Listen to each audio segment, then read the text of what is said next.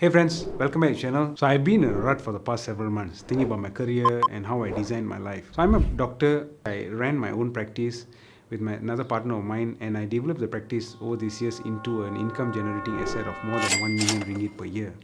But about 2 weeks ago, I decided to quit my job and end my partnership. But this was not based on a whim. It took me many layers of processes for close to a year. So I like to share what was my thought process and how I did a self-evaluation before taking action. It took me a long time for me to learn all these true experiences, but if I could share it in a video, perhaps it could help anyone who's watching this video and save them the time. So how to realize if my current job actually fits me? So I've summarized all my experiences into a 5-point approach, aka the Pentagon approach. So every time when I go to work, I used to wonder, how come some people love what they're doing and some people hate what they're doing? And I soon came to realize that if my values are not aligned to what I'm doing daily, and then it's only a matter of time before I hit a brick wall, no matter how well the job pays.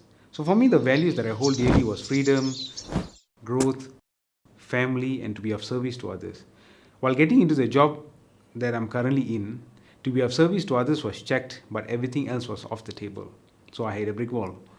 So moving forward, I realized that if I can clearly list out what are the values that I hold dearly in my life, then designing a career around those values becomes an easier approach. 90,000 hours, that's how much an average person spends during his or her lifetime working.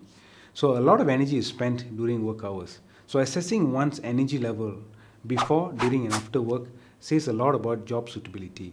So in my case, I'm a morning person. I got ample energy during the mornings. So assessing my state, whether I'm in a negative state or positive state before going to work, whether I'm being anxious or I'm looking forward to fulfilling the task for the day, says a lot about me and the job. And during the day, how I'm projecting my energy towards my customers, in my case, my patients, and also my colleagues, whether I'm being snappy and ignorant or whether I'm being encouraging or empathetic towards my patient, says a lot about the job also. And after work, how do I feel? Whether I'm feeling tired and burnt out or whether I'm feeling tired but fulfilled. So if I'm feeling tired and burnt out, usually I go home, binge on food or consume alcohol to make myself feel better.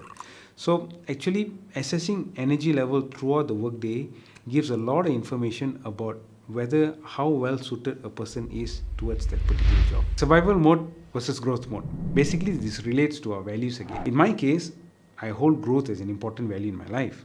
So every time when I do a task, by asking a question, am I feeling my growth or am I doing a task just to collect my paycheck at the end of the month?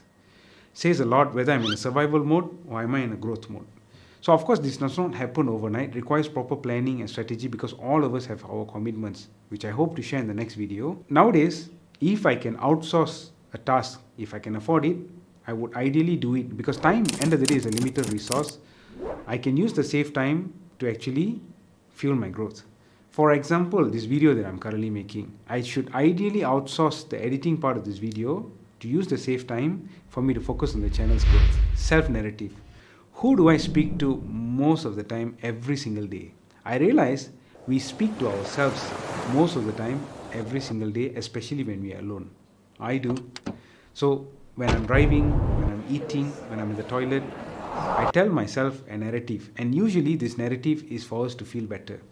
And every time before and after work, I tell myself a victimized narrative, and most of the time it goes unnoticed. And I started catching myself doing this on a consistent basis, and then I realized that I should do something to evaluate what I'm doing on a daily basis if I'm telling myself such a narrative.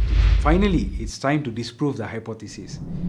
After everything is said and done, we are always compassionate to ourselves, no matter what. So I took a conscious effort to actually disprove my hypothesis. So number one was I acknowledged I was being uneasy about my job and I was willing to be aware of it most of the time. So I did a mental checklist for the next 6 months. So how I feel every time when I go to work, how I am every time during work, and am I finding excuses not to go to work, and am I finding reasons to do anything else except for my job. So roughly after 6 months, I knew where I was standing and I went on to get an unbiased opinion. So besides getting opinion of my family and friends, I signed up for a mentorship program called Infinite Wealth. And I was mentored by two famous entrepreneurs in Singapore called Melvin So and also Kenchi. These are straight up, no nonsense, no sugarcoating programs where they guide you and tell you straight to your face where you're supposed to be and what you are supposed to be doing. And this is where I found out that I cannot disprove my hypothesis and I could make a decision with proper clarity. So I hope the stepwise approach on assessing career suitability based on the summary of my experiences helps. And in the next video, I will share how I actually planned a relatively safe and graceful exit strategy. And one thing about quitting a job can be very anxiety provoking. And if you'd like to know more about managing anxiety, check out this video I made about anxiety. So till then, take care, see you all, bye bye.